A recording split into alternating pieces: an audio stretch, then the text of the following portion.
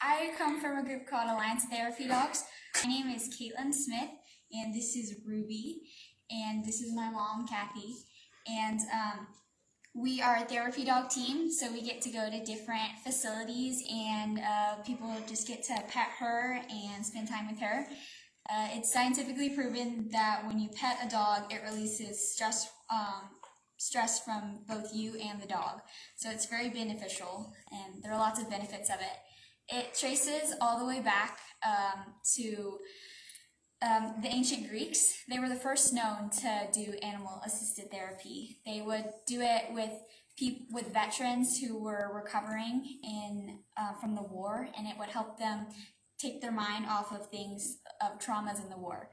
And they did it in medieval Belgium, and that was the first known for therapeutic use. They realized that it lifts the spirits of those who were suffering from mental or physical illness. Therapy dog has been known to reduce aggressiveness in things like dementia and Alzheimer's, and it helps just calm down the person that is interacting. And Ruby loves it. She's a rescue dog, so they found her on the streets, and she's just the sweetest dog we've ever had. And she loves people. She thinks she's part person. So we just got certified in July of 2021. So she's very excited to do this, and she loves doing this. Thank you. Have you ever thought of joining an Alzheimer's group or team? I haven't thought about that, but that would be something we could consider. Yeah, well, maybe consider joining our team, and when we go walk, then Ruby and you can walk with us. Yeah. Thank you. And that's a beautiful presentation. Thank you. Thank you for coming. Thank you for having us.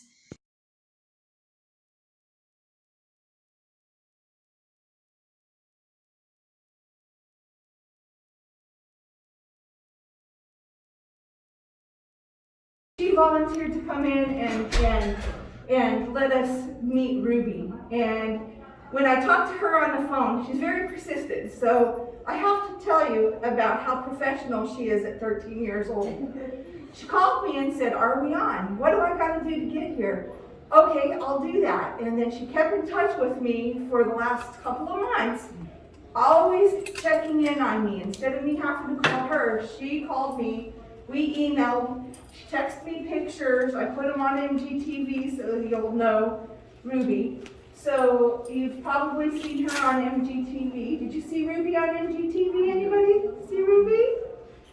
She's on there. And so we were talking about the program, and I let her know that we have the VIP program, which is our visually impaired program. And as Caitlin and I were talking, we were kind of doing the process of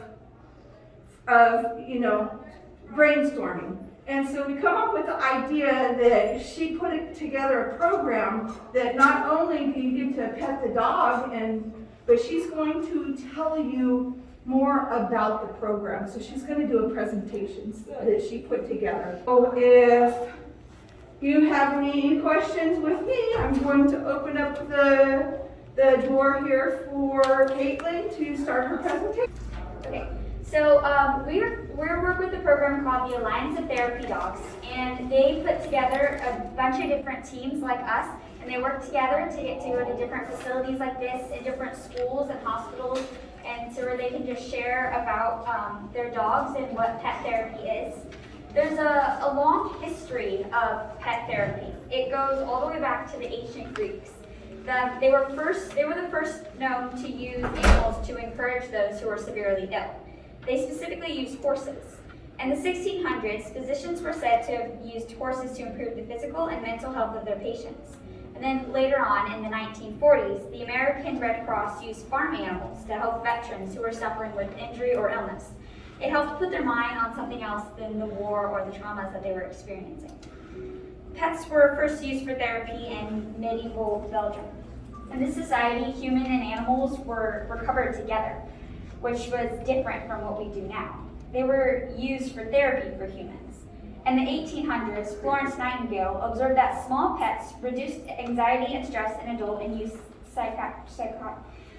youth patients. That began a lot of informal experiments of animal interaction with humans to calm patients suffering from anxiety. It's been proven that when you pet a dog, it releases stress hormones for both you and the dog. The first formal research involving animal therapy began during the 1960s. A doctor found that his dog positively affected his young mentally impaired patients. He discovered that the patients were more comfortable socializing with his dog than other humans. It wasn't until his findings were translated and published years after he died that they were considered valid. This shows the controversy about the topic of formal animal therapy, and it makes it even more amazing that today it is so popular. The noticeable changes in human behavior when interacting with animals is the main reason why animal-assisted therapy has become such an essential part of therapeutic practices. Pets are very helpful to those who are older and who might feel lonely, and they help ease aggression, and they can just help to calm adults and children alike. In 1989, a group focused on animal education, the Delta Society, created a certification program to ensure the skill and success of animals providing animal-assisted therapy. Other certifications have since popped up, but the basis laid down by the Delta Society remained, and that led to our Alliance of Therapy Dog program. Being a therapy dog team has a lot of benefits. We've gotten to meet a lot of new people and go and visit different facilities, and it's so cool to just see how they react to the dog. It gives a lot of volunteer hours. It's a really good thing for me to do, to get volunteer hours for colleges and just to have that on a resume or something. And you get to bring joy to a lot of people. A lot of people love dogs and just love being with them.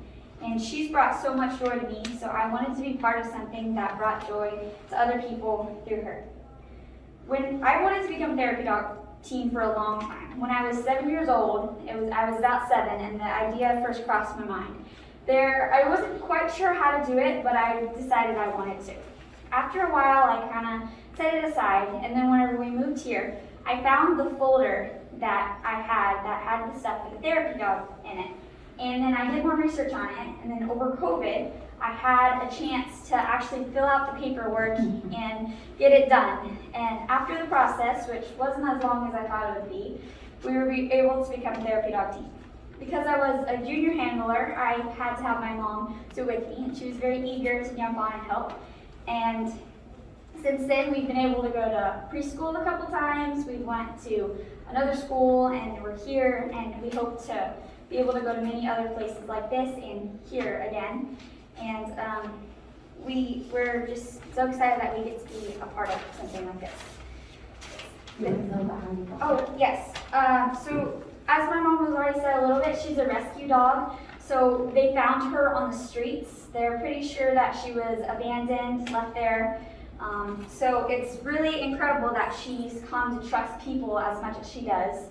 She loves people. Oftentimes we go to the dog park and she'd go and socialize with the people rather than with the dogs. We had to, when we first got her, she didn't know how to eat dry food, so we had to feed her wet food. And she didn't know how to play with toys, so we had to teach her how to play with toys. And then she just became the sweetest dog, and she just loves people. So, does anybody have any questions? Yes.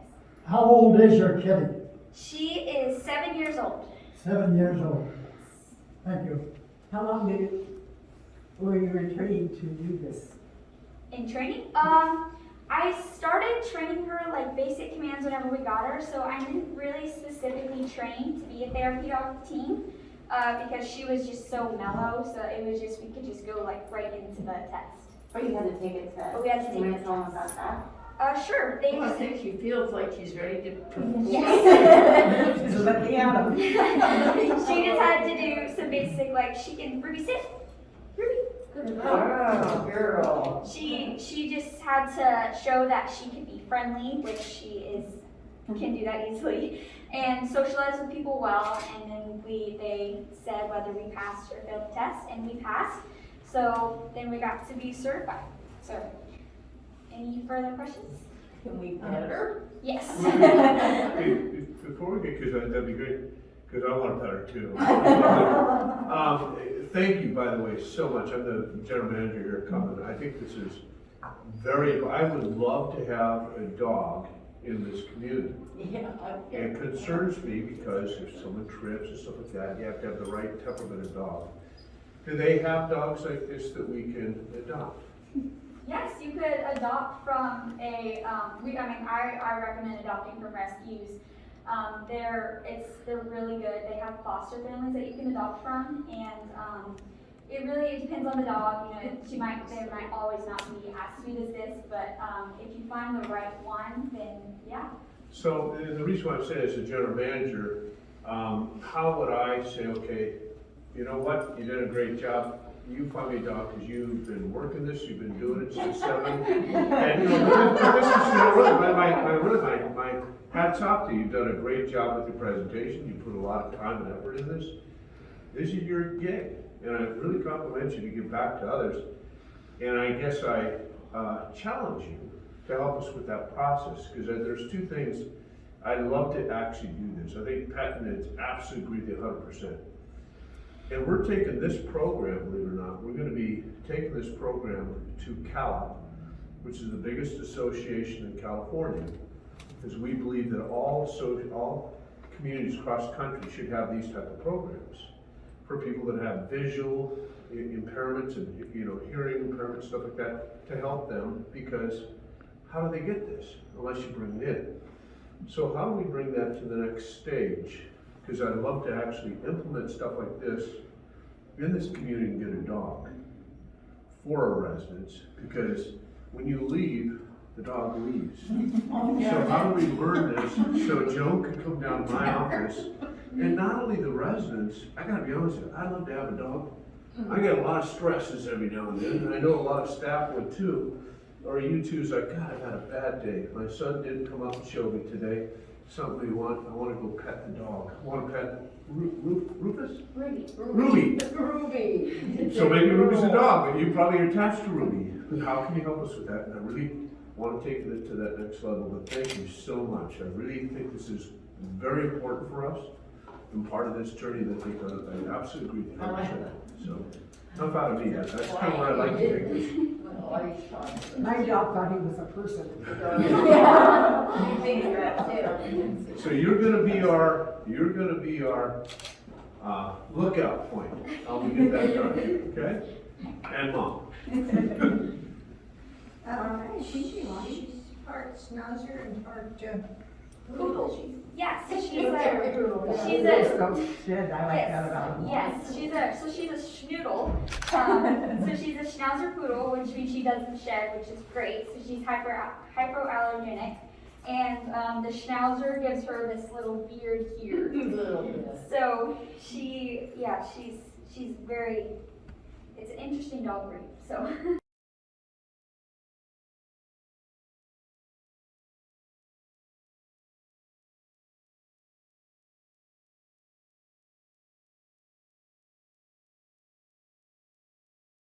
Play for Stand us. on my head if I had. She loves treats.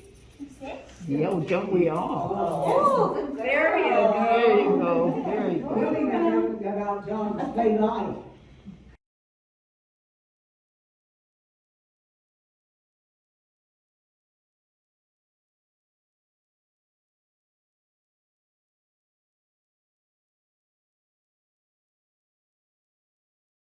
Yeah. It took her a little while to get used to the harness. She doesn't really like clothes, but you can get used to it. She's like, I don't know, you're both so nice. Is this new to you?